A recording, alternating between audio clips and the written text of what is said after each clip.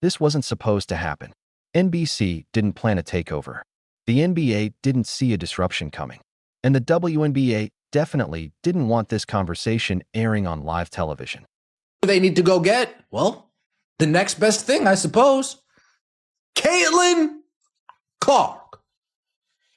Caitlin Clark will join NBC Sports as a special contributor for the newly launched Basketball Night in America on February 1st, preceding the Lakers-Knicks game at Madison Square Garden.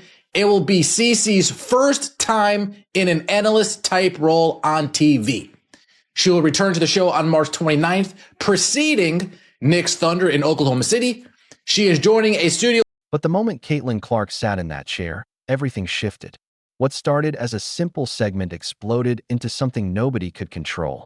It happened fast, too fast to manage. Within minutes, social media lit up, viewership spiked, and clips spread faster than playoff highlights. Suddenly, people weren't just watching Caitlin Clark. They were reacting to her. Not her stats, not her points, her presence. And that's when the panic began. This wasn't a WNBA broadcast buried late in the schedule. This was NBC. This was NBA coverage. Prime attention. And Caitlin Clark? She didn't look nervous. She didn't look overwhelmed. She didn't look grateful to be there. She looked comfortable. Dangerously comfortable. She owned the room, breaking down plays with authority. Spacing, movement, timing. She explained it not like a guest, but like someone who belonged there. And that's when the analysts froze. You could see it. The surprise, the pause, the realization that this wasn't going how they expected. Caitlin Clark didn't just answer questions. She led the segment, anticipated follow-ups, corrected assumptions, and explained the game in a way every viewer instantly understood. NBC's numbers told the story before anyone could spin it. Viewership didn't just rise, it surged. Early metrics showed her segment outperformed surrounding NBA content, and clips of her analysis outpaced highlights from actual games. That's when the phrase started spreading again. So the WNBA are not going to be happy with this. That's all I'm going to say. They are absolutely positively not going to be happy with this right here. Oh, Jesus, did I say weeks? I mean years. It's getting to the stage now where it's just been so long that I'm forgetting.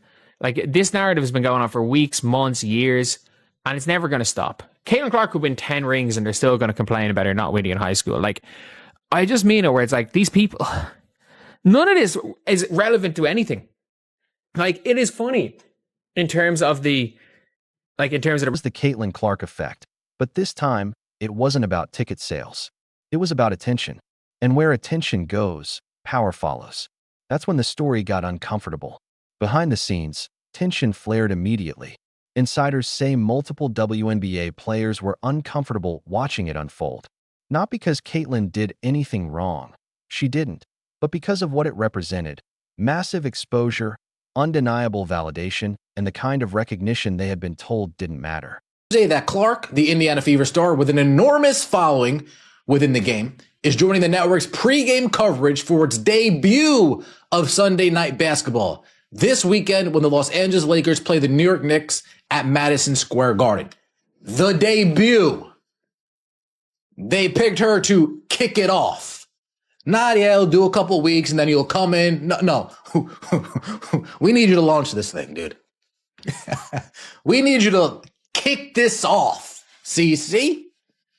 And if you remember, Peacock, NBC Universal, they love themselves for some Caitlin Clark. You remember Caitlin Clark's senior year? I forget which scoring record it was. Maybe somebody in the comments can correct me. Maybe someone in the comments can correct me. But for years, the narrative was controlled. Growth was supposed to be collective. Stars weren't singled out. The league came first. But now, on national television during an NBA broadcast, Caitlin Clark was being elevated in a way nobody could ignore. And the worst part? She earned it. No controversy. No theatrics. No complaining. Just pure competence.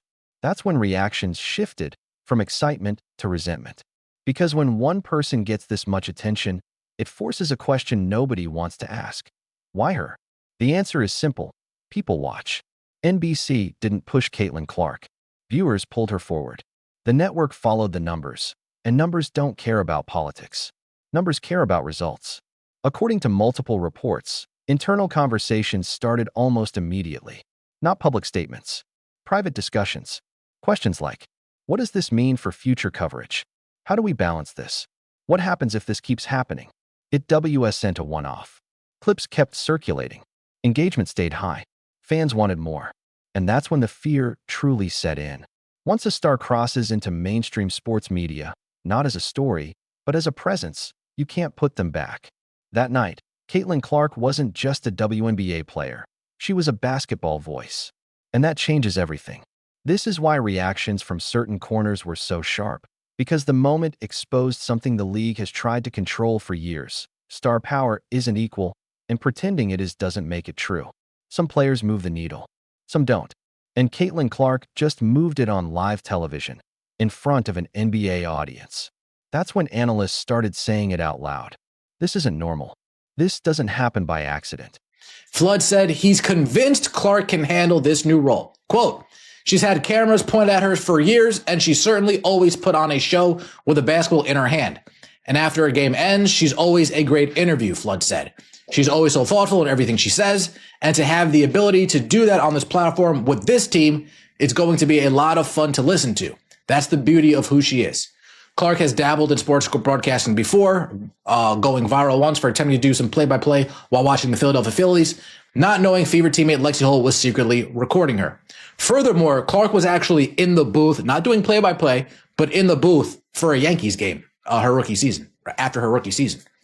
She was in the booth doing a Yankees game. She went to the locker room, pictured with Aaron Judge. And it definitely doesn't happen without consequences. While Caitlin was gaining credibility, others were losing leverage. The old argument that no single player is bigger than the league started to feel outdated. Not wrong, just incomplete. Because when a league grows, it grows through faces. And NBC just made it clear which face draws attention across every platform. According to sources familiar with the situation, this is where frustration turned into anger. Not at Caitlin, at the system. Some players felt blindsided. Others felt exposed. And a few realized something unsettling. They couldn't stop this. Caitlin Clark didn't ask for the spotlight, but she owned it anyway.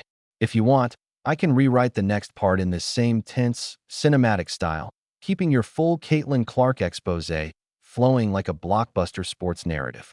Used to be like people in the media were scared to be pro Caitlin Clark 2 years ago because, you know, you were deemed as being problematic if you didn't think Caitlin Clark would actually, in fact, shouldn't have been the number one overall pick, and you know, all of this stuff. Like if you weren't 100% anti Caitlin Clark, there was something wrong with you. At least the general media aren't necessarily like that anymore. The WNBA media absolutely are. Like we've still the phrase "the Fever are better without Caitlin Clark" is one that was used by commentators. Like, to be fair, at least no one's gone full Cheryl Swoops. The fact Elle Duncan apologizing to Cheryl Swoops is still one of the craziest things. So, basically, Elle Duncan said that Cheryl Swoops said Katie Lou Samuelson was more important to the Fever than Caitlin Clark. And that's what Elle Duncan reported that Cheryl Swoops said. Cheryl Swoops did not say that.